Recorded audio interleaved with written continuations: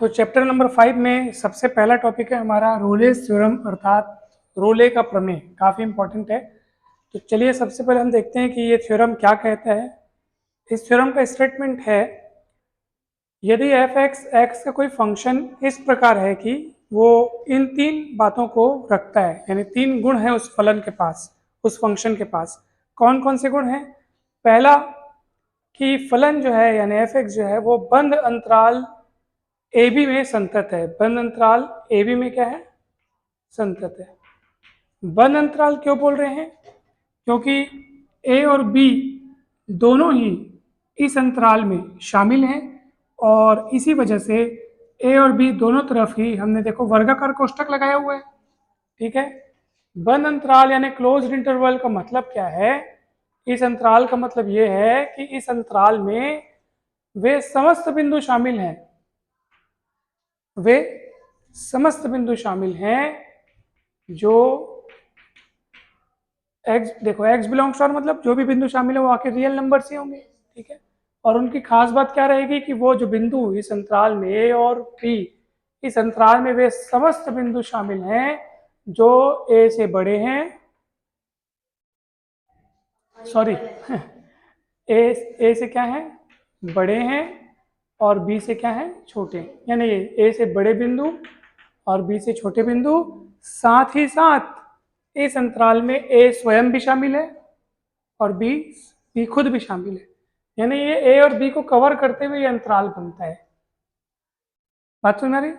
इसलिए हमको यहाँ पर ऐसे और ऐसे भी लगाना चाहिए, यानी कि एक्स जो है वो ए ए भी हो सकता है, ए से बड़ा भी हो सकता है और बी भी हो सकता है। हाँ, ये बिंदु तो बंद अंतराल में ये दोनों बिंदु शामिल माने जाते हैं। और ओपन इंटरवल, इसमें वे बिंदु शामिल रहेंगे, वे वास्तविक संख्या अर्थात रियल नंबर्स शामिल रहेंगे जो ए से बड़े रहेंगे और या फिर बी से क्या रहेंगे? छोटे। यानी कि ए और बी इसमें शामिल नहीं माने जाते, इसलिए इनको छोटे कोष्ठक से दर्शाया जाता है। मैं पूछूंगा इसमें कौन कौन से बिंदु हैं, तो आप क्या बोलना पता है? सर इस अंतराल में वो सारे बिंदु शामिल हैं जो ए से बड़े हैं और ए और बी शामिल यहाँ पे नहीं है, वो इसलिए ओपन इंटरवल है। मतलब ये घर है लेकिन घर की बाउंड्री भी है, बाउंड्री इसमें शामिल है, इसमें बाउंड्री शामिल नहीं है। तो ओपन बोलेंगे ना, ओपन, और ये क्या है? क्लोज्ड। तो ऐसा है। बात समझ में? तो एफ एक्स जो फलन है वो बंद अंतराल ए बी में संतत है यानी कंटिन्यूस है, और एफ एक्स विविध अंतराल, विविध अंतराल यानी ओपन इंटरवल ए बी में क्या है? ए बी के हर पॉइंट पर क्या है? डिफरेंशिएबल है, डिफरेंशिएबल है, अवकलनीय है। तो अब गौर से देख ले रहा हो कि बंद अंतराल ए बी में संतत और खुले अंतराल ए बी में क्या है? अवकलनीय, यानी उसके प्रत्येक बिंदु पर अवकलनीय है। ठीक है। और तीसरी शर्त क्या है देख लो आप, F equal F P. F equal मतलब इस अंतराल के सबसे शुरू वाला बिंदु और सबसे लास्ट वाले बिंदु पे फलन का मान क्या है? सेम है। ये तीन क्वालिटी है अगर उस फलन में, तब निश्चित रूप से हमको कोई ऐसा पॉइंट मिलेगा जो ए से बड़ा और बी से क्या होगा, और उस बिंदु पर फलन का जो अवकलज है यानी डेरिवेटिव है उसकी वैल्यू क्या होगी? 0। तो ये प्रूफ करना है आपको, ये रिजल्ट है आपका, ये प्रूफ करना है। ये तीन बातें अगर उस फलन में हैं तो निश्चित तौर पे ये रिजल्ट मिलना चाहिए, और यही रोले का प्रमेय है। और इसको भी हम प्रूफ करेंगे। क्या करेंगे? प्रूफ करेंगे। तो पहले एनालिटिकल मेथड देखेंगे, फिर हम देखेंगे ज्योमेट्रिकल मेथड, यानी पहले विश्लेषिक विधि से इसकी उत्पत्ति करेंगे और फिर ज्यामिति विधि से इसकी उत्पत्ति करेंगे। तो क्या आप सब तैयार हैं? तो ठीक है, चलिए अब सुनिए मेरी बात को। फलन क्या है बाबा? फलन जो है वो बंद अंतराल ए बी में क्या है? संतत है। संतत यानी कंटिन्यूअस, संतत, लगातार। विविध अंतराल ए बी में अवकलनीय है उसके प्रत्येक बिंदु पर, यानी कि, और एफ इक्वल एफ पी है। हम जो विश्लेषिक विधि शुरू करने जा रहे हैं उसका पहला पॉइंट ये है कि सर अगर हमारा फंक्शन अचर हुआ यानी कांस्टेंट फंक्शन है तो क्या होगा? अगर हमारा फंक्शन कैसा है? कांस्टेंट अचर फलन, अचर फलन क्या होता है आपको पता होगा, जिस फलन की वैल्यू कांस्टेंट हो। मैंने इसका पर्टिकुलर अलग से एक वीडियो बनाया है, constant mapping and identity mapping, आप देखिएगा, उसमें कांस्टेंट फंक्शन को अच्छे से समझाया गया है। तो फंक्शन कांस्टेंट फंक्शन कब कहलाएगा, अगर उसकी वैल्यू एकदम फिक्स हो, चाहे एक्स तुम कुछ भी रख दो, ए रखो, बी रखो, सी रखो, 5, 10, 15, 25 करोड़ कुछ भी रख दो, उसकी वैल्यू हमेशा फिक्स रहेगी, कुछ भी रहेगी। तो कुछ भी को मैं मान लो के बोल देता हूँ, तो ऐसा फंक्शन क्या कहलाता है, कांस्टेंट फंक्शन।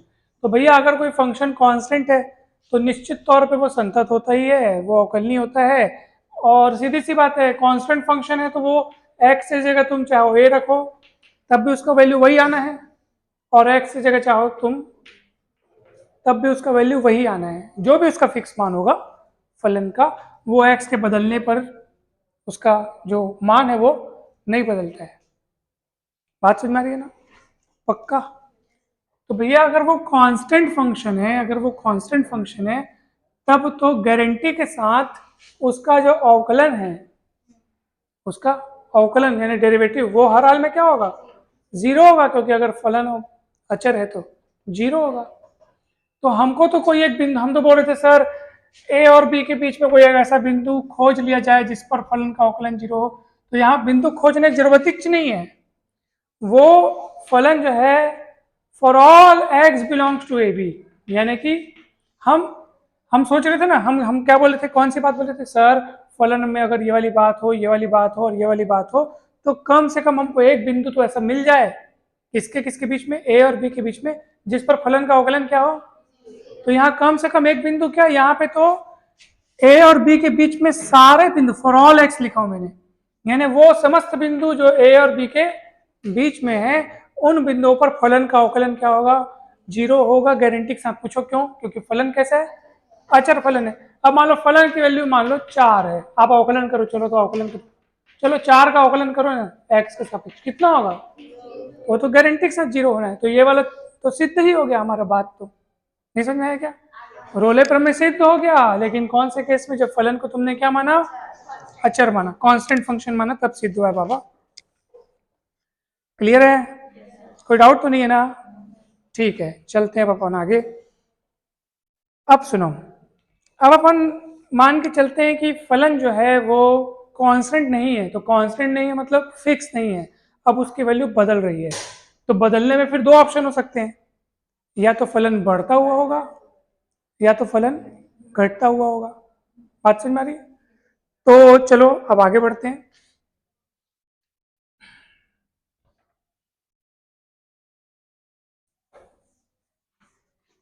ये पहला केस हो गया ना। अब फलन वर्धमान या ह्रासमान, तो अपन वर्धमान मान के चलते हैं, यानी कि बढ़ रहा है ऐसा मान के चलते हैं, ठीक है। तो सब ध्यान से देखेंगे, लेकिन एक और बात, फलन बढ़ तो रहा है लेकिन वो कहीं पर जाकर के फिर घटना भी चालू होगा ना, ध्यान से देखिएगा, ठीक है। ये देखो ध्यान से समझना, एकदम मस्त तरीका है, अभी हम आपको बता रहे हैं। मान लो ये बिंदु ए है और ये बी है, ये जो हमारा अंतराल था ना ए बी, उसको मैंने यहाँ पे लिखा हुआ है, ठीक है। अब फलन की कहानी यहाँ से चालू होगी, कहीं से भी, मतलब मान लो फलन यहाँ से चालू होता है, ठीक है।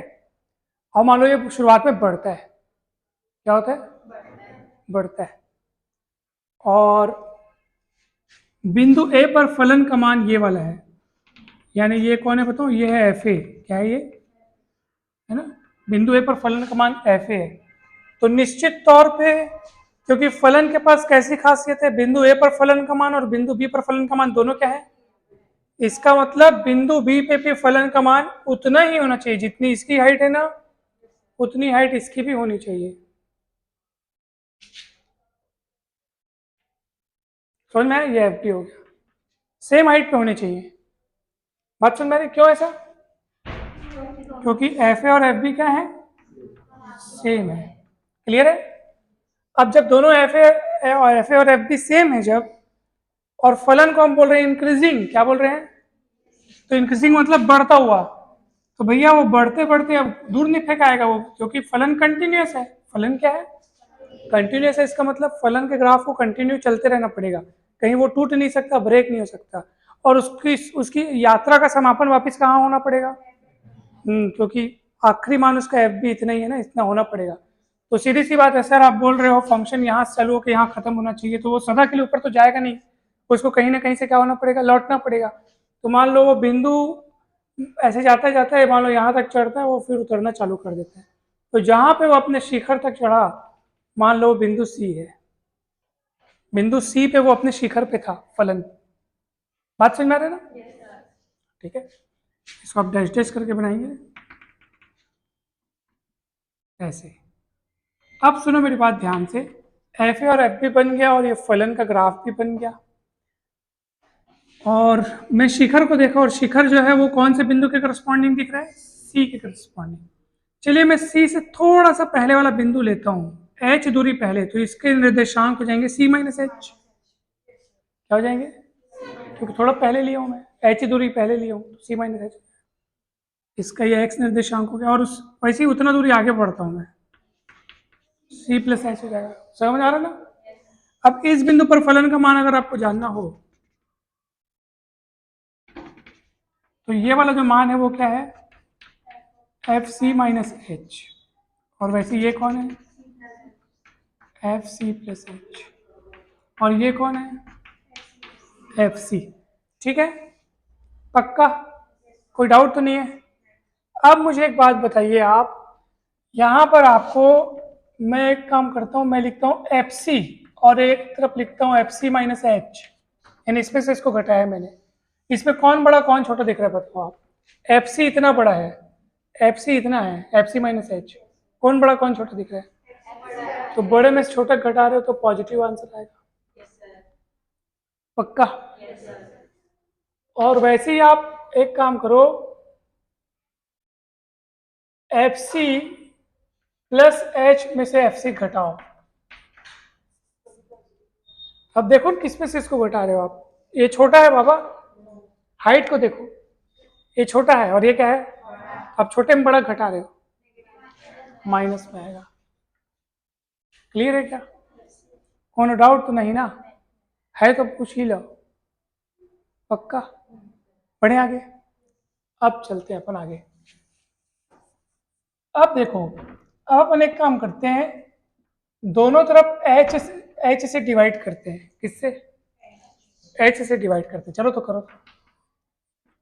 F C minus H upon H greater than 0, F C plus H minus F C less than, sorry upon H less than 0। समझ में आया?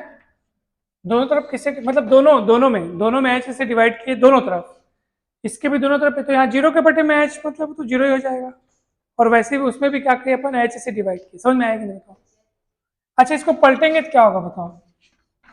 F C minus F C हो जाएगा, तो ऑब्वियस सी बात है माइनस सामने निकलेगा, वो माइनस को मैं एच में शामिल कर देता हूँ। ठीक है, जब ऐसे पलटते तो माइनस कॉमन निकलते ना, ब्रैकेट करके, तो उस माइनस को मैं कहाँ लगा दिया? नीचे। Greater than 0, F C plus F C upon H less than 0। अब गौर से देखो ये कौन है? यदि मैं यहाँ पे h टेंस टू 0 ले लूँ, क्या ले लूँ? लिमिट ले लूँ h टेंस टू, तो अब गौर से देखो ये कौन है? F C minus F C upon minus H. Left hand derivative की राइट हैंड डेरिवेटिव? आप देख लो, लेफ्ट हैंड डेरिवेटिव है ना भाई? तो ये हो जाएगा left hand derivative point C पे, जो कि क्या दिख रहा है आपको? ग्रेटर देन 0 दिख रहा है। ठीक है, क्या दिख रहा है? Greater than 0। और आपको यहाँ पे ये क्या दिख रहा है? Less than 0। समझ में आ रहा है?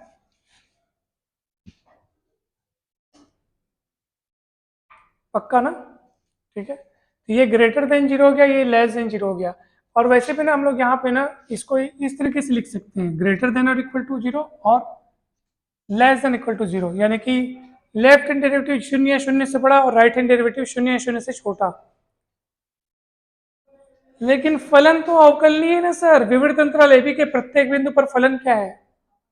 अवकलनीय कब होता है बताओ मेरे को आप? दोनों क्या होते हैं?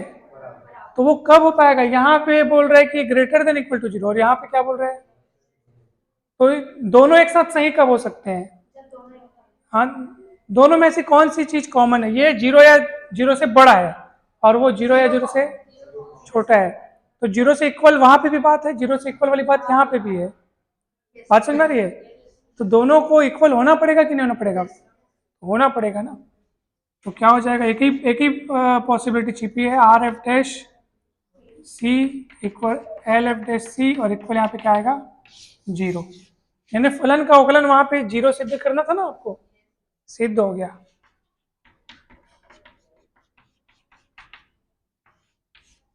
यही प्रमेय था आपका, यही सिद्ध करना था।